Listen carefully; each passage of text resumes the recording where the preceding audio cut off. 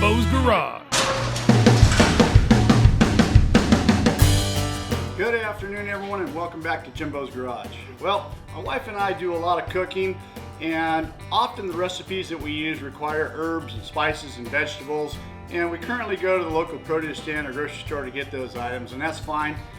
But what I thought would be a little bit interesting is if we tried to grow some of these things ourselves.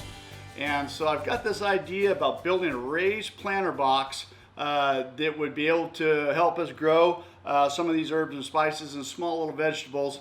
I'm not much of a green thumb or much of a gardener by any means, but hey, I thought I'd like to give it a try. So the first thing I want to do is build this box that is up off the ground, because I'm kind of a heavy guy and it's hard for me to get on my hands and knees and do any kind of gardening that would be on the ground.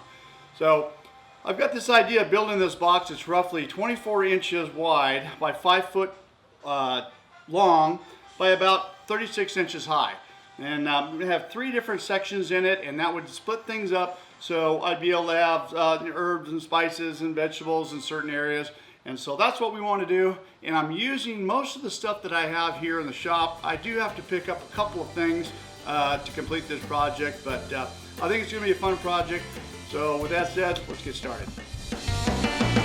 Alright, so I went out to my metal rack out just outside my shop, and I happen to have this angle iron left over from a project I finished in my regular business, and I thought this would be a great opportunity to use this stuff up before it starts to rust. So I just cutting everything I need into pieces right here using my cutoff saw, and it's time to start assembling the basic frame here. Now what I'm doing is instead of cutting it at a 45, I like this notch method here. This is a pretty simple method. Everything always turns out nice and square. Sometimes when I cut these things at a 45, they never really turn out the way I want, and there's always gaps. At least with this way right here, yeah, it's guaranteed to be square and works real good. So I'm starting up the tacking and the welding of the frame here, and I want to talk a little bit about the welding machine and the settings that I'm using here. I'm using the Everlast Power iMig 205,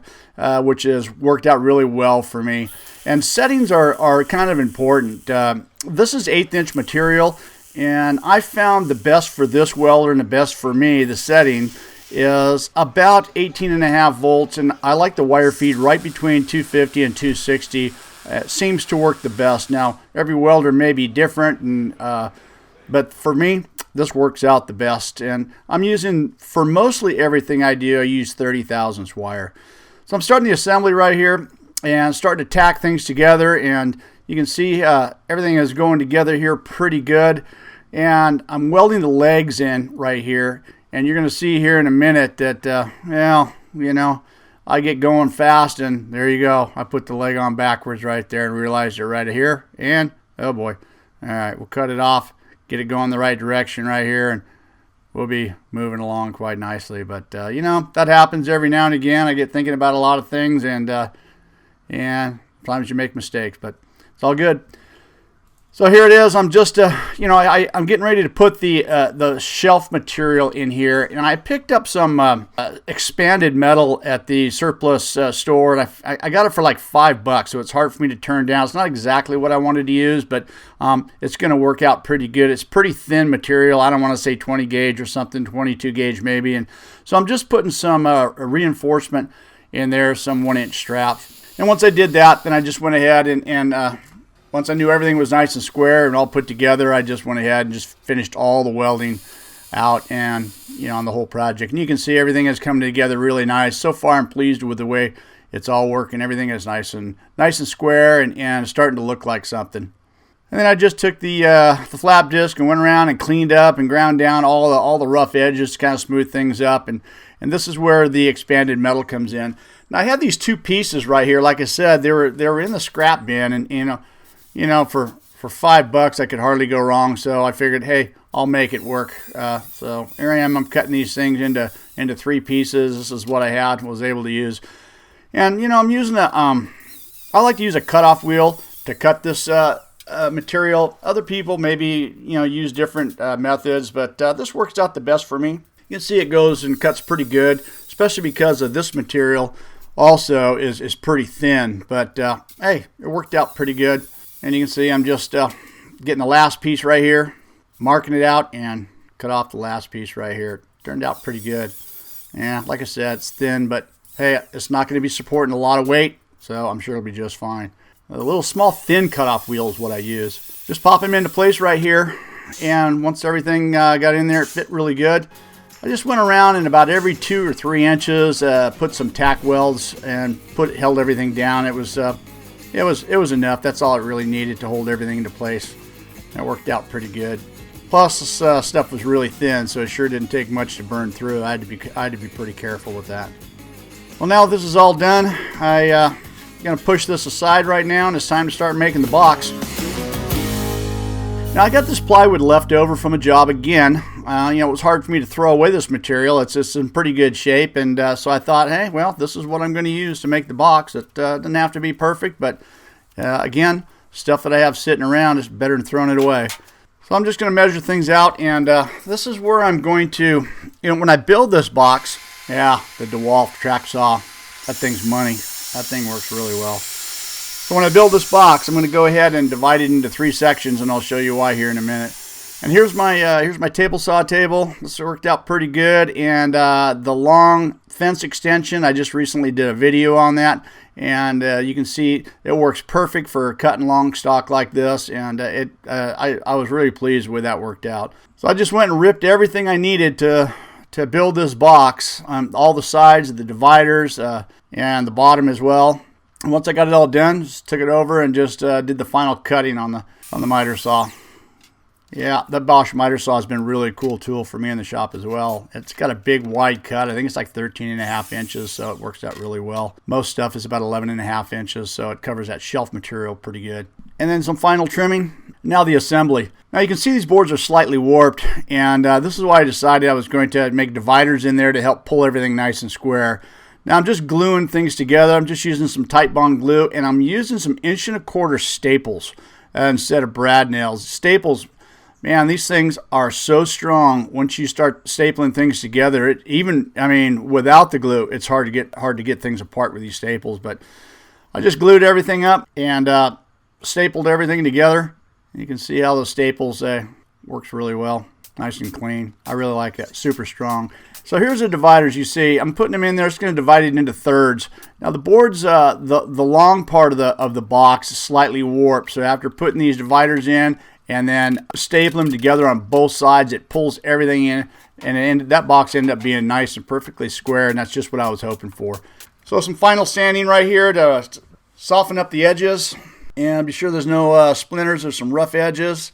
And then I'm starting the drain system. I put a lot of thought into this. Now this is just a hole saw, and I'm putting 3 holes in the center of each compartment. And then I'll show you how we're going to do that a little bit later on. Now I'm just caulking off all the open areas to seal everything off as much as I can. And then I sprayed everything with this stuff called Flex Seal. You may have seen this on infomercials. This stuff here is pretty cool. It's a rubberized material, and it seals everything up. I put several coats of that on there, and it sealed everything up nice. This is just some green paint that I had left over from a project. I just wanted to use it up, and I thought it might be appropriate because green, I don't know, gardening, I don't know, whatever.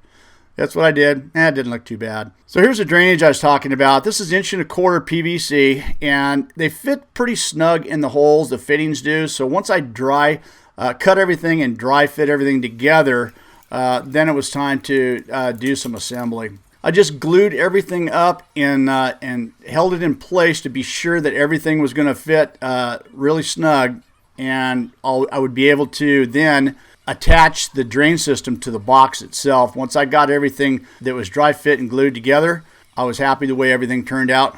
So what I'm going to do here now, this is just some 2-part epoxy that I got at the Home Depot. And I'm going to mix this stuff up, and I'm going to just put it on the outside of the fittings and then shove the fittings in the holes that I drilled in the center, and then also take this epoxy to the inside as well and seal it off on the inside. This worked out really, really good, and this stuff dries in about 5 or 10 minutes, and it's not going anywhere. Once I did that, you can see I just pounded everything, got everything nice and flush on the inside and right where I wanted it to be.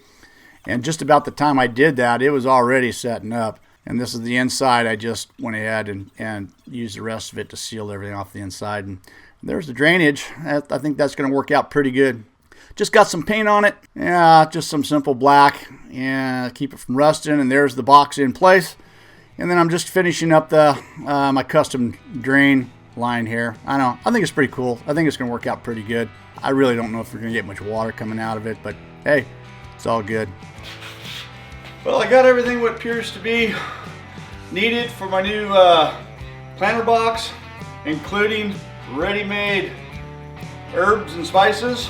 I got some planter mix, I got some gravel underneath there, I got some filtered fabric. All I gotta do is just push everything here out to what might be called the North 40 and get to planting. Let's do it.